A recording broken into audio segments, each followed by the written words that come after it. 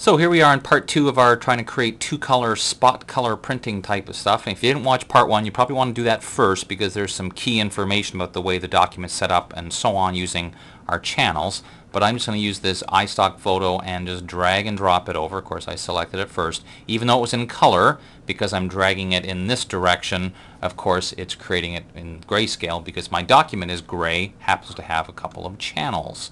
Now, again, it's a little misleading because when you look at only the gray channel, it does in fact look like it's on there, but that's just because of the display of the layers palette. Well, here's the important difference with a photograph. With a shape, I was able to simply Command and Control click on it to load the selection and then go to my channel and choose fill. Well, of course, if I did that in this case, here's what would happen. I would load this as a selection, and if I chose fill, I just get a big yellow shape. I wouldn't get the actual photo. So here's what I have to do. You have to make the selection, copy it, hide it, click on the background layer. Now go to your channels palette. I'll click on the yellow channel and I'll paste. Now again, you can't see it yet because it's not on here yet. So I have to also go to the gray channel and paste. And now, because the way I did it, I'm getting a complete combination, like a duotone, of the two images. Now, or the two channels, I should say. And if that's what I want, that's fine. Now, where you can take it a whole little step further would be to get a little more specific.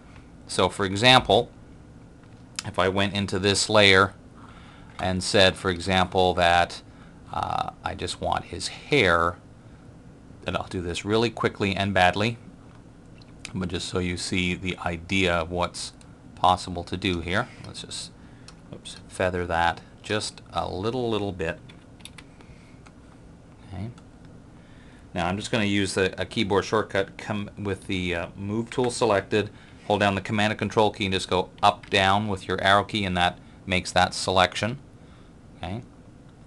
So now what I'll do is go back to my channels palette and say, for example, in the gray, I want a little more black. So I'll use levels, move this over here, and darken this up. And you see how now it's getting more and more black. Or I can go the other way and say I want less black and more yellow. That looks much better.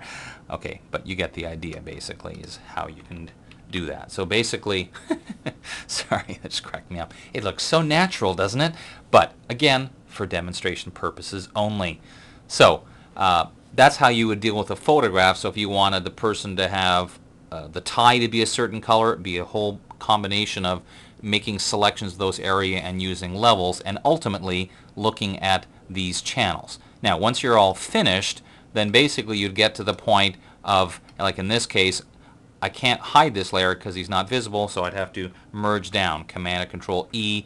Now I could throw away all these other layers because ultimately all I'm going to use are these two channels. Here's the black channel, which is the black ink.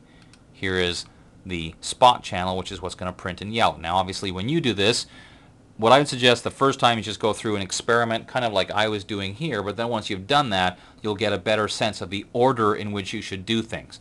Once you're all done, then if you're going to use this and put into some other software like InDesign or Quark Express, did I just say that? Oh, yes, I did.